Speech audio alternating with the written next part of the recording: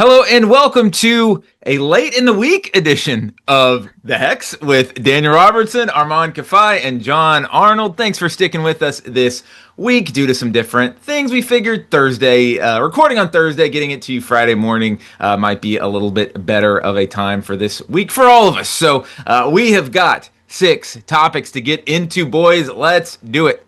All the way into Thursday morning, regardless basically of where you were in the country. It was Leagues Cup quarterfinals last night, and MLS went 4-0 against Liga MX with Inter Miami beating Tigres, Toluca losing to Orlando City, Seattle beat Puebla, and the LA Galaxy defeated late into the night Pachuca. John, you were up late covering it for LeaguesCup.com. One of the few, the proud. One word you would use to describe last night's shellacking. You say shellacking, I say level. I understand that MLS teams advanced from all 4 ties, but 2 of them required a penalty shootout, and the other 2 were decided by a goal. So I don't think that this is any sort of massive indication, like some people want to paint it, that, MLS is surpassing Liga MX. The gap is closed. I think these teams are very level, and the difference when teams are relatively similar can be in the small things like where is the game played? What is the atmosphere like? Which player is missing or not missing because of injury? And that's where I think you see MLS teams having the advantage. This is the 3rd year in a row that all 3 of the CONCACAF Champions Cup spots on offer are going to be claimed by MLS teams, which does affect a lot, because then when they go and do the CONCACAF Champions Cup draw, you're like, man, why are there so many MLS teams? They got the Canadian team in there. No, it's because you get 3 extra teams. There was a possibility that like Atletico San Luis could have been in there if Mexican teams had done well, but they didn't. And, the format seemed to be designed for more of these moments, these rivalry moments, Liga MX teams playing MLS teams. And then when it came down to business, none of them advanced. None of them move on. But I think that between this competition and what we saw in the CONCACAF Champions Cup, I think the leagues are relatively level. I think this is a little bit of Liga MX bias, John, coming out here, because I put the word I'm using is trending, because I think MLS trending up right now. Liga MX trending down. You mentioned the teams in CONCACAF Champions Cup. So next year, MLS will again have 10 teams in Triple C. Mexico will likely have 5. Last year, MLS had 10 teams. Liga MX had 5. The year before that, MLS had 10 teams, and Liga MX had 6. It's going to happen again. It's a numbers game. It's like draft picks. You just keep getting more and more draft picks. You keep going, you keep building. MLS is the one trying to reach the Liga MX level, not the other way around, and I think we're seeing that now. Liga MX, they have lost their last 6 knockout games, and when I say lost, I mean the team that advanced was an MLS team in the last 6, and 9 out of the last 10 Leagues Cup ties between MLS and Liga MX. So for me, it's trending, because I see MLS trending up right now, and Liga MX, I mean, and this isn't even the teams that have Son Heung-min. Lionel Messi didn't play yesterday. Yeah, because they got knocked out. Lionel Messi didn't play yesterday. Orlando traveling to Los Angeles. Don't tell me Toluca had a travel disadvantage to Orlando. And then you have Pachuca, who they've been the best team in Liga MX. Okay, they had a bad result last weekend, but win to start the season. What have the LA Galaxy done over the last month? Loss, draw, loss. They've gotten their asses kicked. Even after that little bit of bounce, they eliminate Pachuca. They're trending up. You have trending up, D-Rob. I kind of have boring. Like when it comes down to it, like, I mean, we're gonna talk about this, I think, a little bit more, but I felt like a little bit more, I think, in the next segment. But it just felt to me that it was, you kind of expected MLS to win these games, as weird as that sounds. We've seen historically through Leagues Cup that the home field advantage does matter. I mean, we were talking about it in the group chat, but what happened literally in June, the 7-0 shellacking that Cruz Azul gave to the Whitecaps. And to me, home field advantage is such a big aspect of this, and I understand why Liga MX doesn't want to play some games in Mexico. There is a financial incentive to that, to playing the games in the U.S., but it just felt just really kind of boring. Like, okay, like, yeah, you're gonna go. Puebla's gonna go up to Seattle. Okay, we saw how that turned up, and yes, it went to penalties, but it was pretty boring. Games were kind of all over the place, and sure, Tigres and Miami was also, I would say, it was probably the most entertaining out of all of them. But I mean, even that one, it was like, okay, Tigres has to go from where they are in Mexico to Miami. That's not like an easy travel. It's a midweek game. For me, it was just boring and expected, and it just unfortunately left a kind of a bit of a sour taste in League's Cup this year in my mouth. Sounds like excuses. They sound like excuses to me. I wish it was an excuse, but like, I don't think it is. The word you use, Daniel, is trending. But like, is that the word you used last year? And then what? We go back to the exact same place when the rubber meets the road in CCC. Literally, when MLS teams get on a plane and fly to Mexico, they struggle. The Whitecaps had a great run, don't get me wrong. But even then, they were getting draws, close results, advancing on away goals in some of their ties. I'm not trying to diminish what they did.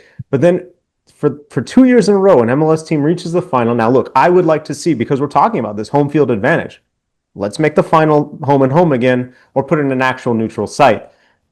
But the competition rules, just like Jaime Lozano said after losing in Leagues Cup, he said, we knew the rules going into this. I don't want to make excuses. We saw it as a challenge. Okay, MLS teams know the rules as well, that they could get more points, that they could end up being the ones that host the final. They haven't, and they get drilled.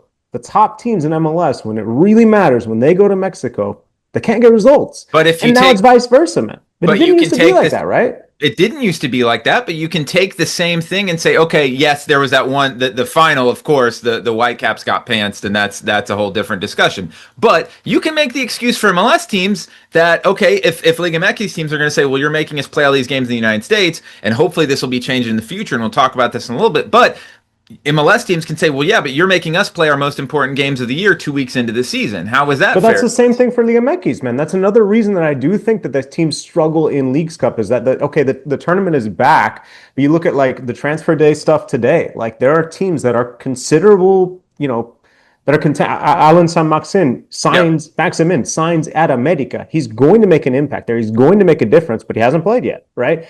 It doesn't come at a good time for Mexican clubs, just like CCC doesn't really come at a great time for MLS. Like, as long as the leagues operate on different calendars, you're not going to find a time where it's really like against like. I think the CCC later rounds are the closest thing we have to that, because you have two-leg ties, because MLS has been going for a bit and Liga MX has been going for a bit. Yeah, I mean, look, I think anyone can make any excuse. I think it's legitimately fun to have these debates where we say like, and now I think that like, it's part of the reason it's more fun now is because MLS fans have ammo. Where it's like before, what could you say?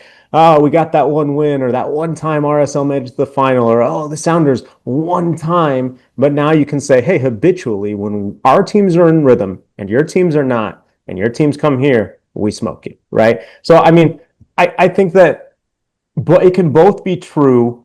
Both things can be true, that Liga MX should be a little embarrassed that they didn't get a team in the Final Four of Leagues Cup for the second year in a row, and have never gotten a team in the top three of this tournament in its current iteration, the 3 years that it's been a full tournament. And it's overreacting to say, MLS has done it. They're at level, even I'm saying level, or better than Liga MX. It's just not right. Can I add one word real quick? You already said another word. Depends on what it is. I would say hilarious, because I think it's really funny that the Galaxy are gonna have a chance to win a triple C spot with how bad their season has been. Oh, without a doubt. I think that's hilarious.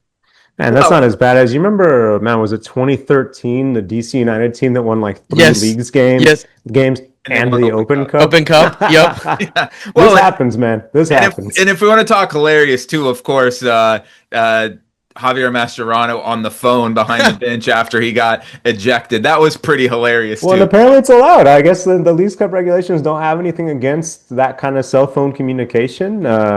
Cool. One word that you just said that we probably wouldn't use to describe these quarterfinals, though, was cool. There wasn't a lot cool about what happened last night. I think that this should be one of the big nights of the MLS kind of calendar. The quarterfinals of Leagues Cup are one of the two big nights. You have, theoretically, big games between MLS and Liga MX, and it kind of turned out to be a dud, in my opinion, especially around Look, 11:15 last night Central Time. We're all in Dallas. We're on Central Time. 11:15. It's what 0-0 in about the 55th minute between Seattle and Puebla, and the game has only just kicked off at Dignity Health Sports Park. And it felt like a little bit of an afterthought in some ways, Armand. What do you think that Leagues Cup can do to potentially improve this and make it feel a little bit bigger? I don't know what it was this year, but in other years you're kind of like, oh, Leagues Cup coming. This is kind of exciting. Let's see what happens.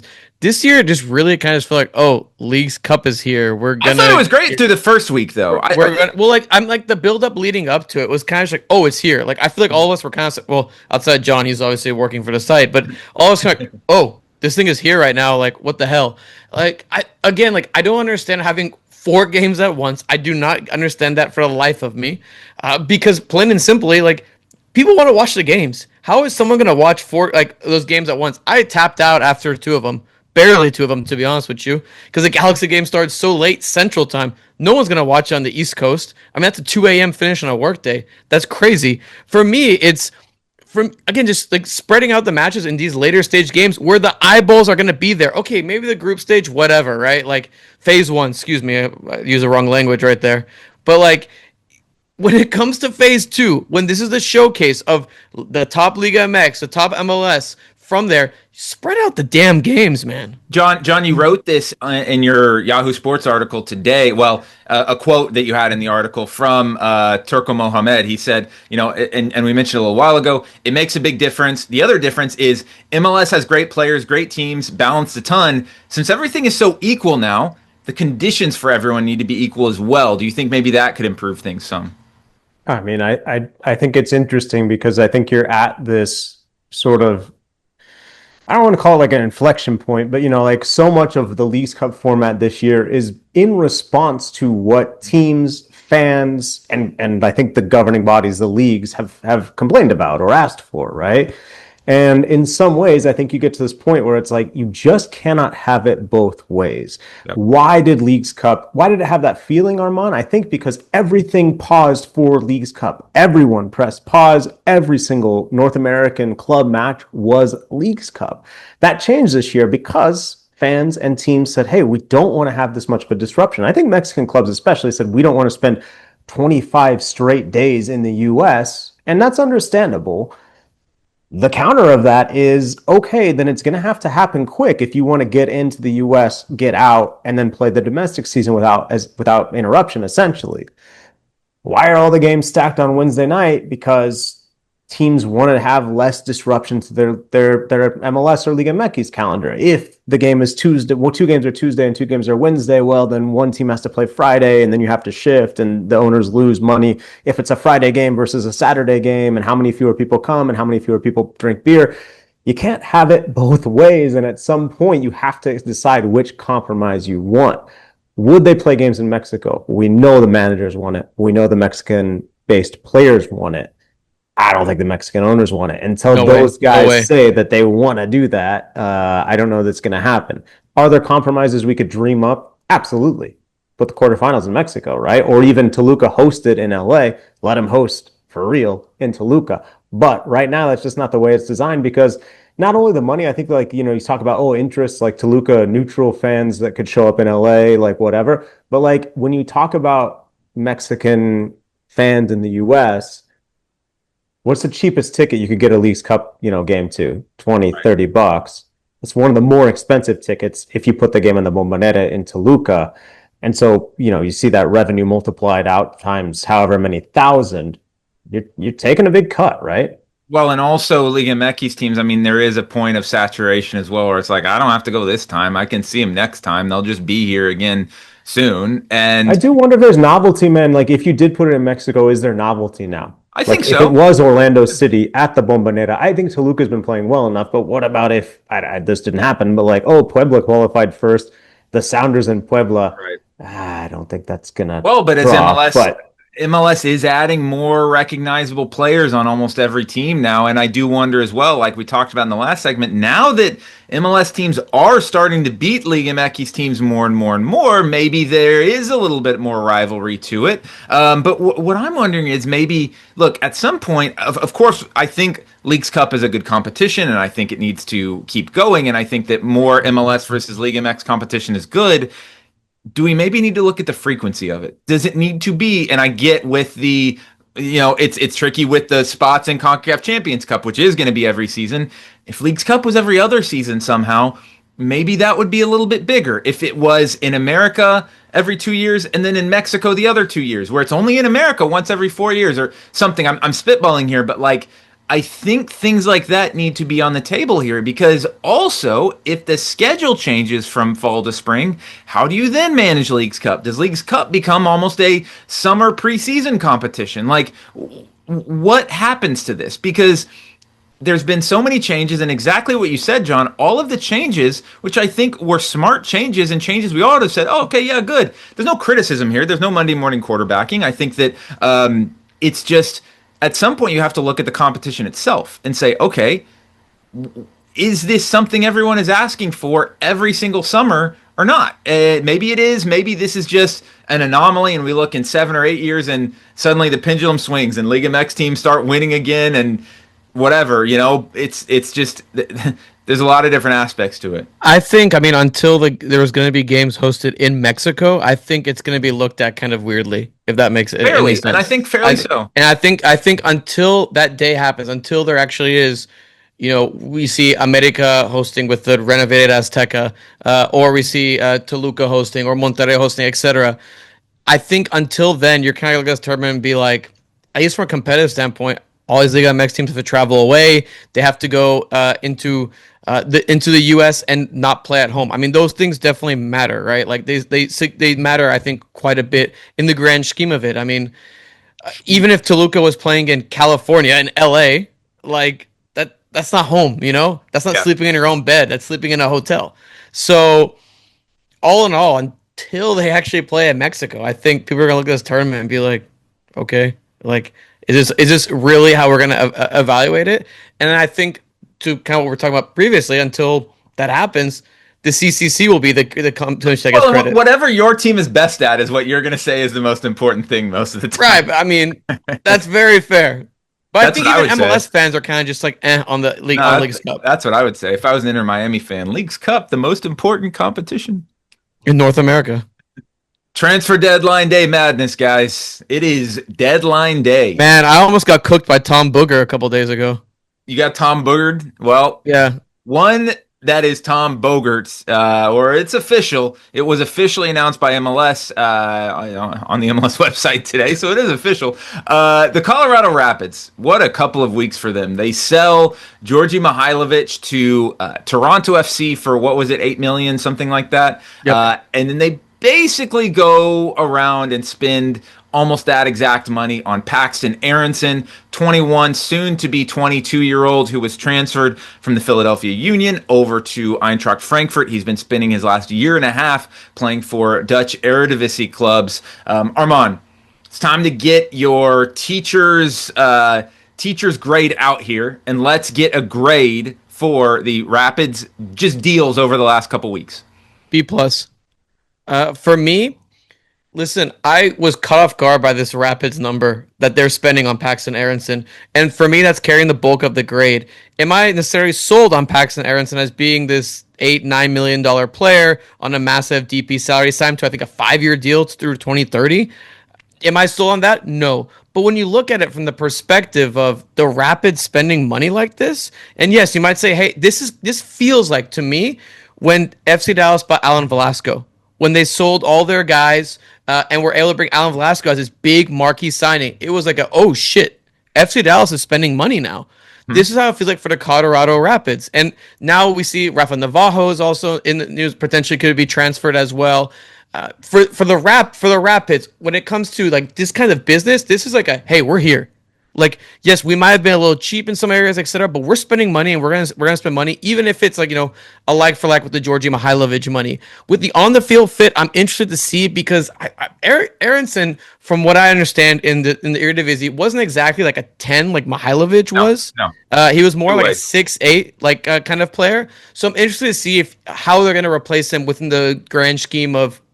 I'm using grand scheme a lot today, I guess. Scheme. When it comes to the Rapids themselves, but when it comes to the Rapids, I think ambition, which is going to be carrying the most of the grade, I'm looking at a B plus for them. I know it's a little specific, but I'm really impressed that they're like, yeah, we're going to smash our transfer record, pay him a big salary, and make him a DP for a player that I would say it's a pretty ambitious player to go after. I'm going to give it a B as well, but I was tempted to give an incomplete.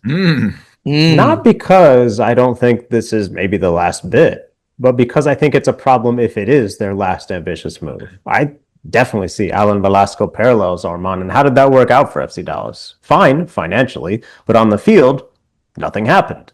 They didn't really get better. They didn't really have a playoff run. And now he's gone and they made more money, but have they invested that in the club? Not really, right? So I think that like too many times we've seen MLS teams in this sort of category that we're going to put the Rapids in with, like an FC Dallas, even a Chicago Fire, New England Revolution, these legacy teams that are trying to convince their fans that they're trying. Yeah. But the way to convince me that you're trying is by continually trying, not doing one thing and saying, look, I spent money on this. And I think that's where this move could be in danger. How will Aaronson replace Georgie? I don't see it as a slam dunk, but I appreciate that they're trying to do something, because it kind of felt like they weren't going to do anything. And that would be a problem, right? So I applaud them making a big move, splashing cash, even bringing an American player back, a young American player. Cool. It's ambition. You're trying something. Maybe he gets better. Maybe he's better, just more minutes and more tough competition ahead of the 2026 World Cup. Maybe he's in a better place to make the tournament. I just think it needs to be backed with more than one move. Even, hey, if you keep Navajo, like, that's great. Then that signifies that you are trying, that you're pushing.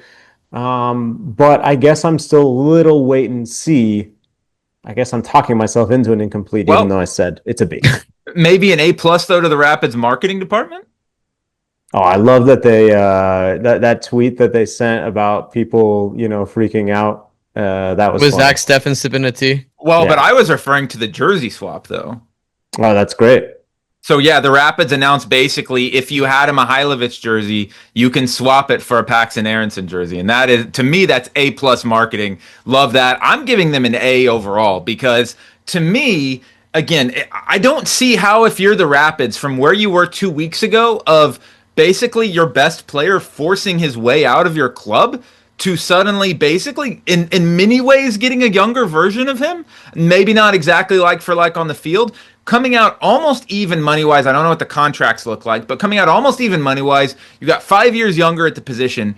And this is a guy who was basically a starting 11 player on Utrecht last year, who finished fourth in the Eredivisie, is playing in Europe, and this guy was one of the linchpins of the team at 21 years old.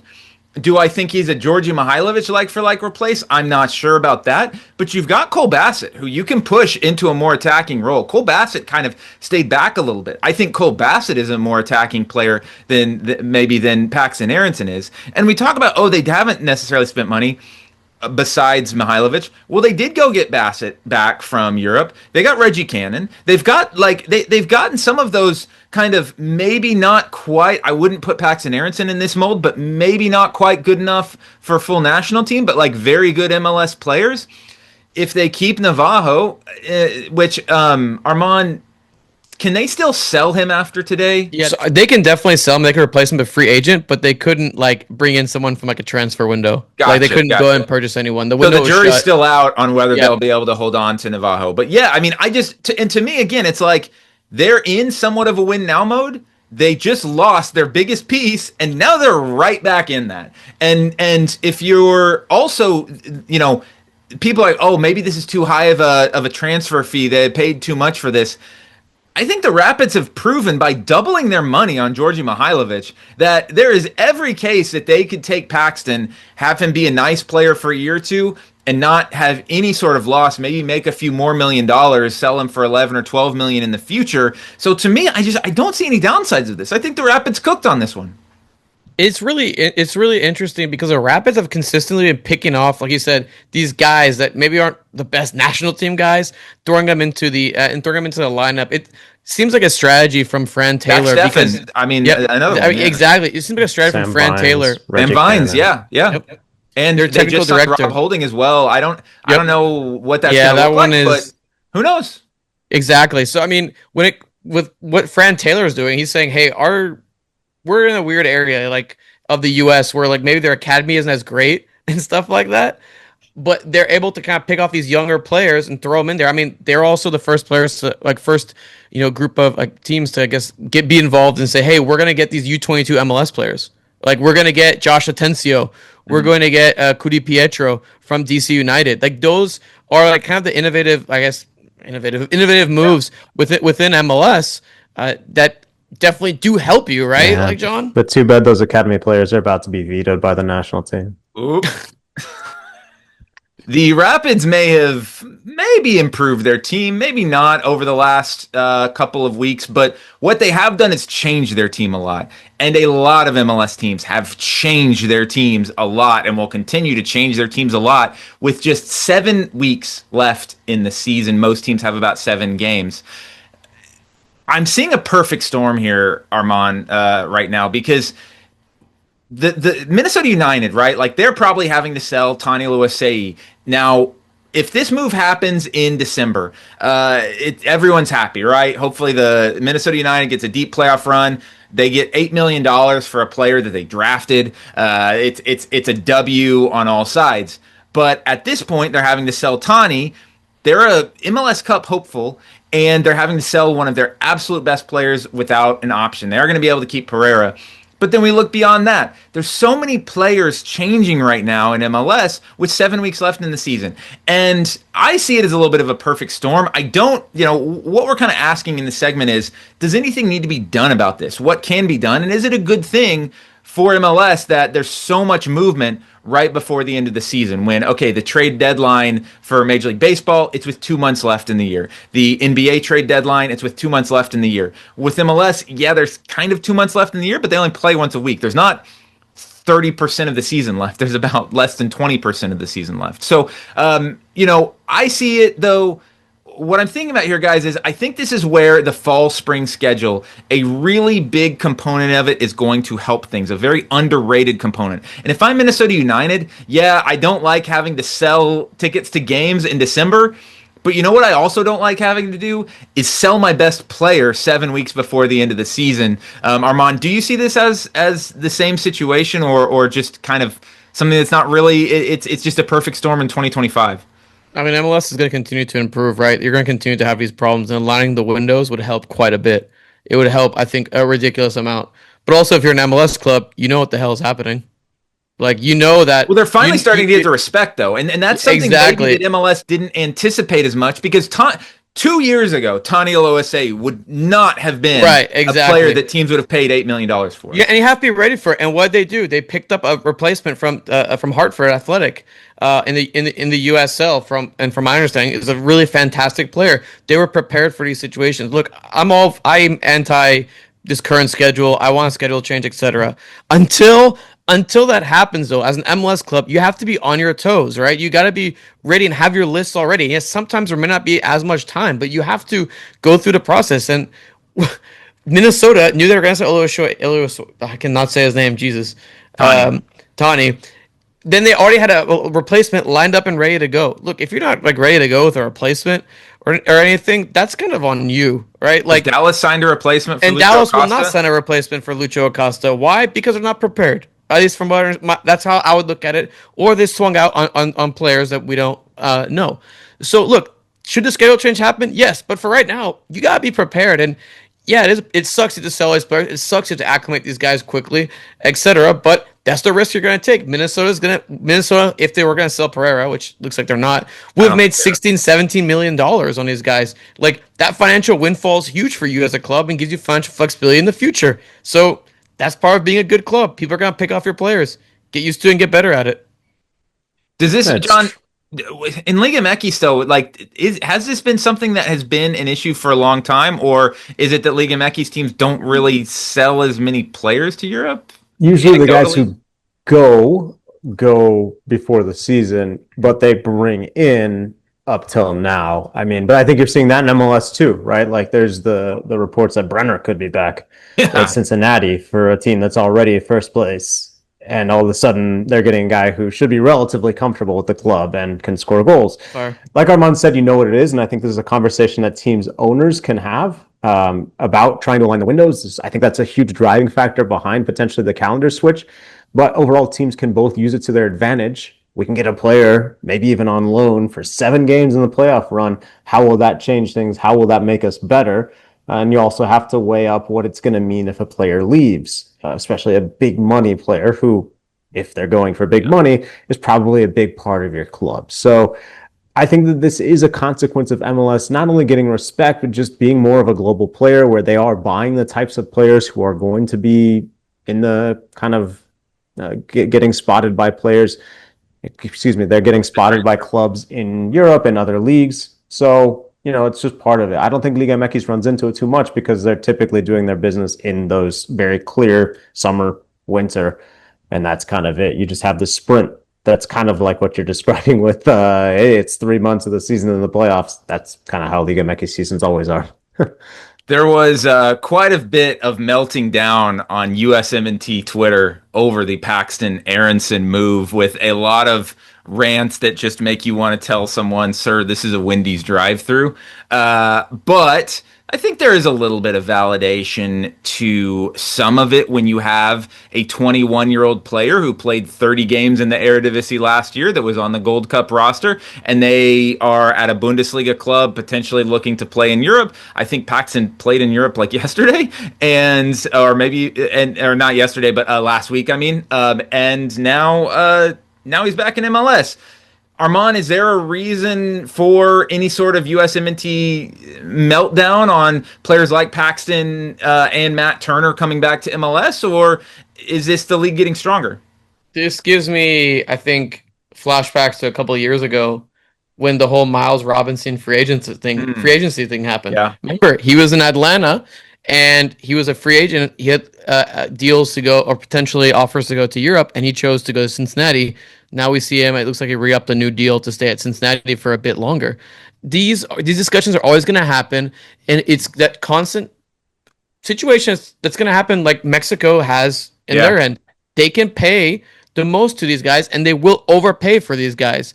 I mean, it seems like the Rapids, in the example of Paxten Aaronson, paid much more than market value for the player and are offering him a really big wage as well too. If you're Paxten Aaronson, are you going to say, no, I'm not going to take that. I'm not going to take the millions of dollars. I'm just going to, stay in Europe. It's a very tough decision, and it might be easy on the surface for us to make, but when you have like legitimate like families, when you have your future in mind, like that's going to be a lot more difficult than no, I'm just going to play in Europe and do that, be away from my family, etc. A lot of players do struggle with that to a degree.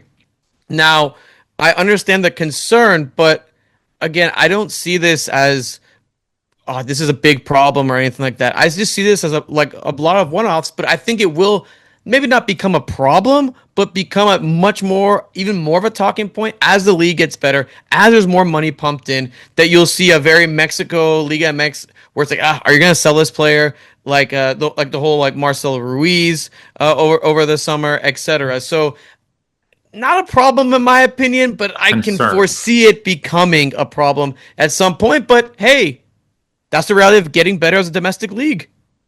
I think that it's going to happen exactly like that, where in some ways this frustration from fans is actually like way over the top. But I think it's actually in some ways a good thing. And not necessarily even from fans, but maybe like if the national team coaching staff says, hey, listen, we really would have had you more in consideration if you had stayed in Europe. We really would have had you more in consideration if you had done X or Y. But I think also like each case is different, right? Each individual case is different. We said it when like Glenn Dempsey came back. We said it when Giovanni Dos Santos came to MLS. It just depends on who you are and where you're at. I think the interesting thing is Paxten Aaronson being so young. You're like, oh, is this going to be where you're at long term? Because it might affect the future. When you look at the best teams in the world, national teams in the world, most of those guys are playing at top European clubs and like they have extra to spare, right? When you look at the Argentina like provisional roster, there's guys who are on there that aren't getting any actual minutes, aren't making the final squad, and they're playing at like very, very good European clubs. I do think the US needs to be there. I think it's possible to get there without like also saying that no one can ever come back to MLS, without saying that no one can be in MLS and be on the national team. That MLS isn't a better situation for anyone. I think that's way too extreme and it's just not right. I mean, even look at obviously Messi is like in a different category, but like Messi's playing at Inter Miami and he is still the first name for Argentina every single time. Different situation, but I think it's like a decent frame to say, hey, there are no absolutes, right? It's not always bad when a player comes to MLS. It's not always bad with this or that. But I do think that MLS, as it gets stronger, one of the consequences of its success is that commercially, economically, it makes sense to bring in American players and say, this is our guy. We're going to put him on billboards. We're going to give, you're going to be able to sell his jersey.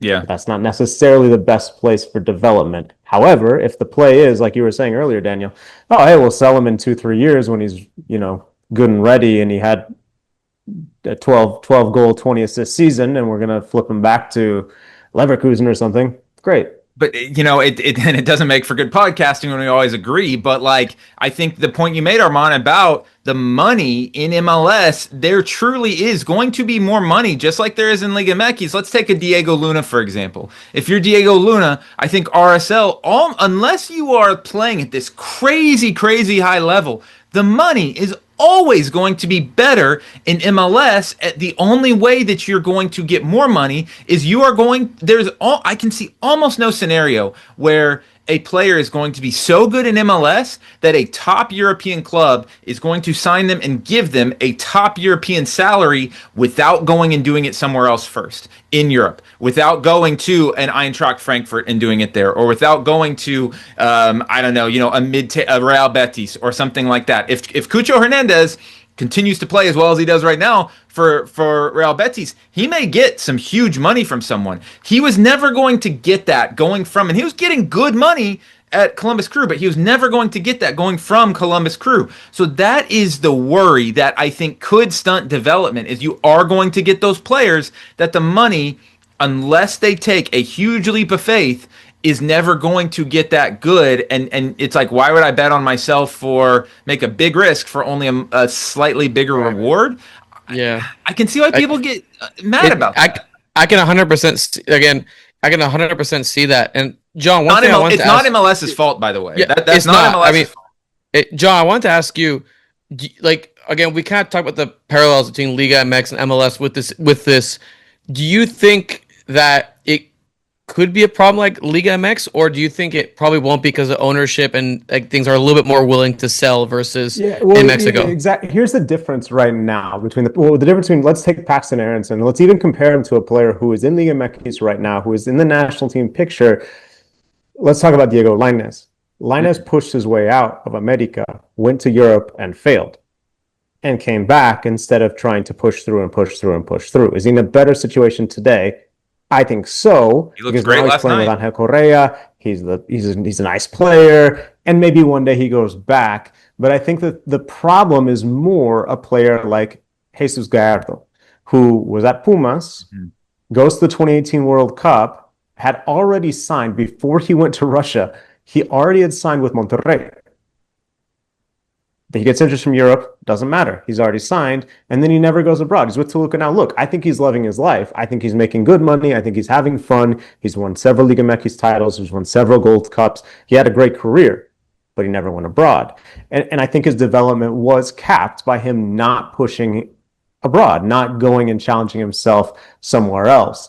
I think the U.S. still doesn't have that instinct, and in some ways, because the U.S. doesn't have a culture of super clubs, even though we're talking about, oh, LAFC and Inter Miami, a lot of the players that are making us think that those are super clubs are the players that they're bringing in from abroad. The fact that if the Rapids develop a player, his next stop is probably not Miami, but rather Braga or whatever.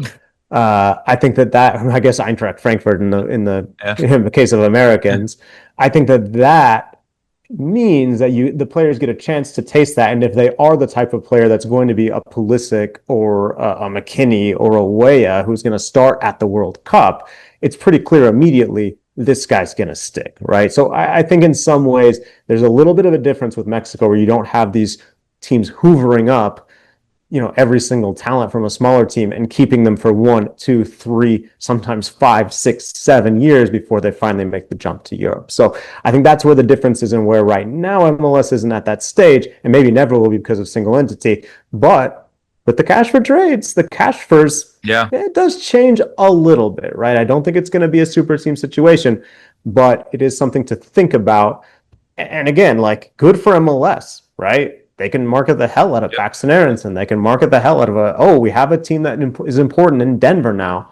But the national team is going to have to figure this out, because Mexico's never been able to sort of work out how to incentivize players to be ambitious, to go abroad. I wonder if the kind of American mentality where we're still just so Europe focused kind of helps in that respect, where players still want to go there even 5, 10 years down the line when things are changed in MLS.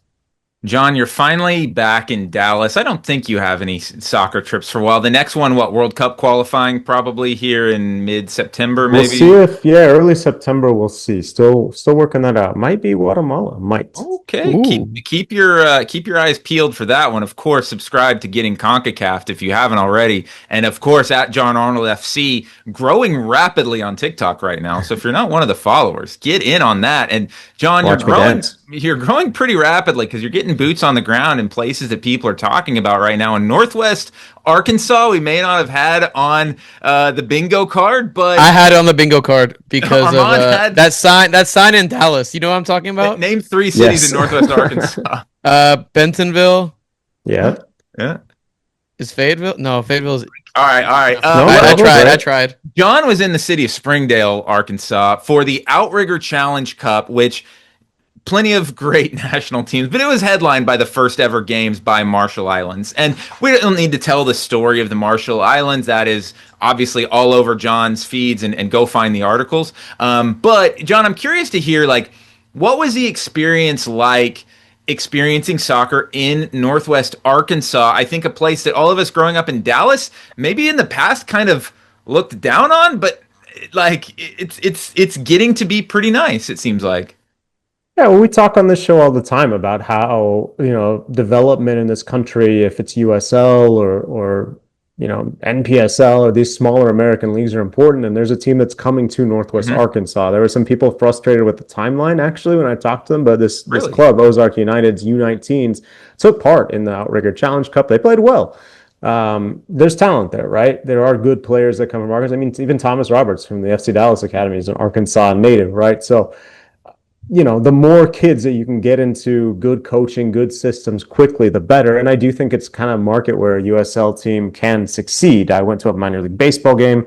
People were the chicken winning the race, by the way, was hilarious. Like, every single time, and the egg is at 0. The egg is at, I don't know how, but the egg. Well, now you know what came first. Why is the egg the villain? Now you know what came first, though. The chicken came first, not the egg. That's right. But no, I mean, it's a growing population center, growing in sort of like economic importance, with Walmart making investments and those kind of things. Leagues Cup and MLS sponsor Walmart. But no, I mean, I think that people care about soccer now. Played at a football field, football spring practice or summer practice. Everyone was talking about the high school team, how they're going to stack up. Arkansas Razorbacks, how they're going to look this year. I don't think you're going to, and I don't think anyone ever wants to sort of erase the American football culture, right? It's just about being next to, running a parallel race to American football, to baseball. And it seemed like a lot of folks in Arkansas are ready to do that. A lot of people who didn't have any connection to Marshall Islands were there to support the event, wanted to see international soccer. So, I mean, it was good. And I think there's so many, probably a lot of our listeners are sitting in markets like that, or that size, where it's like, USL Championship or USL League One. And it's like, Yeah, why not? Well, and I'm looking up right now because so Rogers United, they're going to have a USL team and a USLW team, and Armand, we talk about uh, why am I blanking on the USL team? Trinity? Atletico Dallas and Dallas Trinity, both coming. That's another local derby. But you look, and now with USL coming to Oklahoma City, they're already in Tulsa, and there's going to be a team in Rogers. That's 3 teams within 4 hours drive of each other, and you can build some pretty cool soccer culture around that. And to me, that's really neat. It's just something that sticks out. And Armand, I think of how long was the drive, John? Like what, 7 hours? No, not even 5.5. 5.5 hours. I mean, Armand, if we're looking at like a fun road trip, that's potentially the kind of thing that would pop up. I mean, a fun little He USL says League no. One, League One He fun. said no. He said F me. I mean, we can go to Texoma before they. Not League One, shut their down. championship. Yeah, they are championship. They're We haven't gonna- made it to I Texoma yet. gotta show some respect. No, but again, growth in this country isn't just in the MLS markets. It has to be in other markets I across. think I it's saw especially Boise. not in the MLS Yeah. markets, Yeah, right? exactly. I mean, I saw Boise, I think, released their new logo for their USL team. Obviously, there's teams kind of all over the place. There's a League One team in Texoma. Like it's John, you're But gonna say something good. and well, Boise is a good example, and I think even the Ozark United Club, trying to Boise has a Basque community. There's a festival there every 5 years that celebrates Basque culture. Cool, link up with that. Remind people about Athletic and Real Sociedad.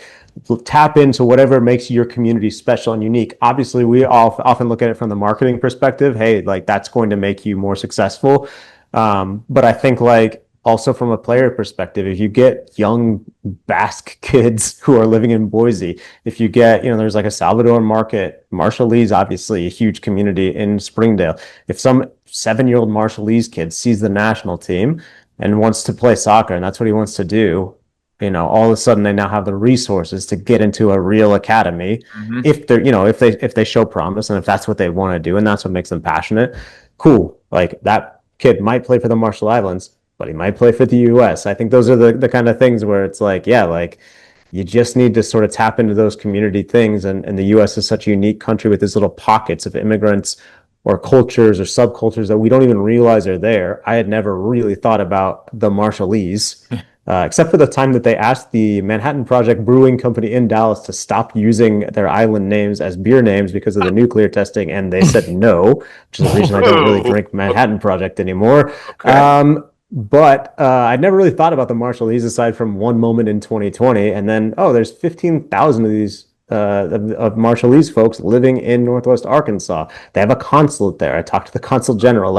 These communities exist, and I think a lot of times it's easy to glance over them, but in a human way, but also in a soccer way, if you take these communities seriously, respect them for who they are, learn about them, it can be a huge, huge benefit to you, to your community, and to everyone. So Words of wisdom my for any pro takeaway. soccer Yeah. team as well, because that will help Yeah. those fans for sure. Man, so John, what you're telling me is Bilbao and Boise are gonna have a partnership.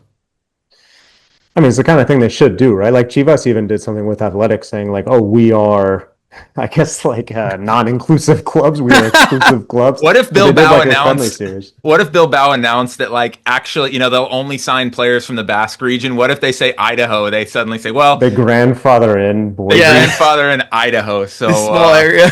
yeah, the one place. Well, that'll do it for us this week, folks. Thanks for listening, and we will catch you next week on the Hex.